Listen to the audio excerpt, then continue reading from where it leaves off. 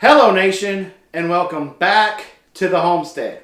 Well, today we're inside doing a little bit of home maintenance, and we are replacing one of our GFCI outlets.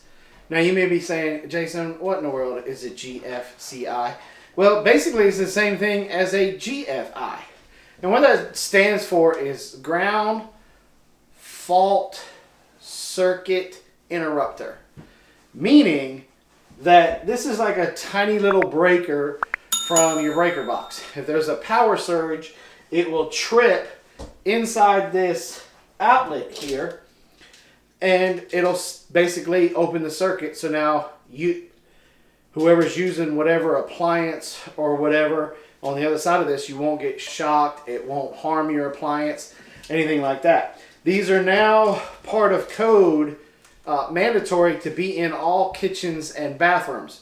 Our home is a later model home, and so we need to upgrade, basically update our outlets in the kitchen and in the bathroom, and I figured why not show you guys how to do that.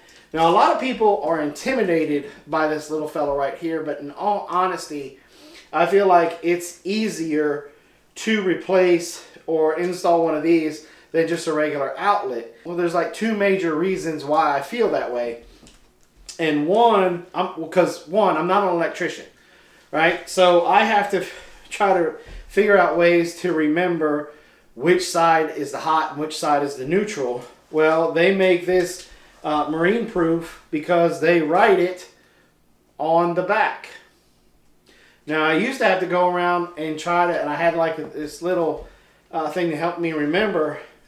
The gold was the hot, and the hot is usually the black wire. My old high school, its colors were black and gold. So I put the black and gold together, and that's how I remember the sides for the outlet.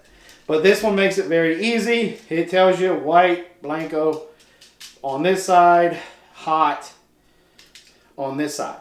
Now you have these little holes that are down here, and that's where you put your wires into. You just push them straight in there and then tighten it down with the screw, and you're done. So no more trying to have to figure out which way the screw turns and then wrap your wire around it the correct way so that way it tightens it down and doesn't open up your little J-hook that you put in there. The tools that you're going to need for this. I like to have a voltmeter to be able to test to make sure that I am dead at this outlet and that it's working afterwards. You're going to need a Phillips screwdriver and a standard screwdriver and maybe a pair of lineman's pliers. And so the first thing that you do is you test your outlet, see that it's hot, and when it is, and you flip the appropriate breaker. And then you test it again to make sure that the power is now off. And once that is done, you can pull your outlet out of the wall and then disconnect it from the wires.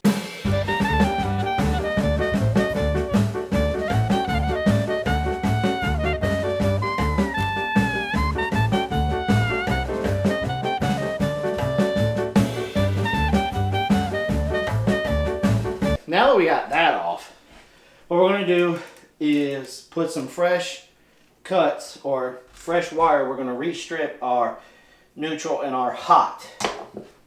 We just take our lineman pliers or wire strippers if you got them and come in here, make a little bit of a bite.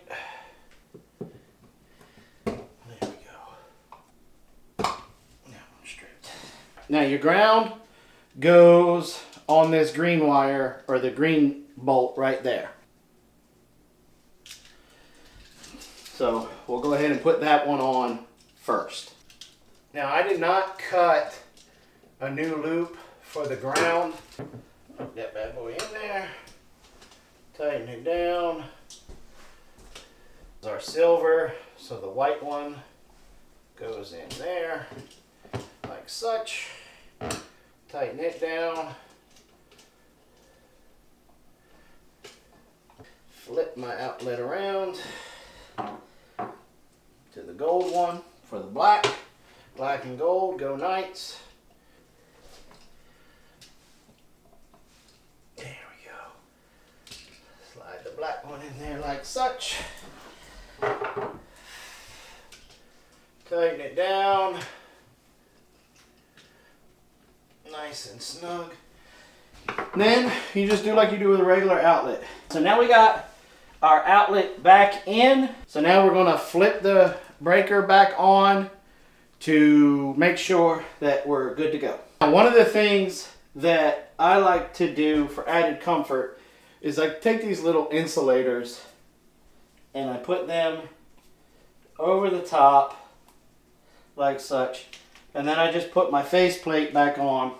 Now what this does is it helps kind of insulate behind the outlet in there to keep air flowing back and forth. It just helps insulate.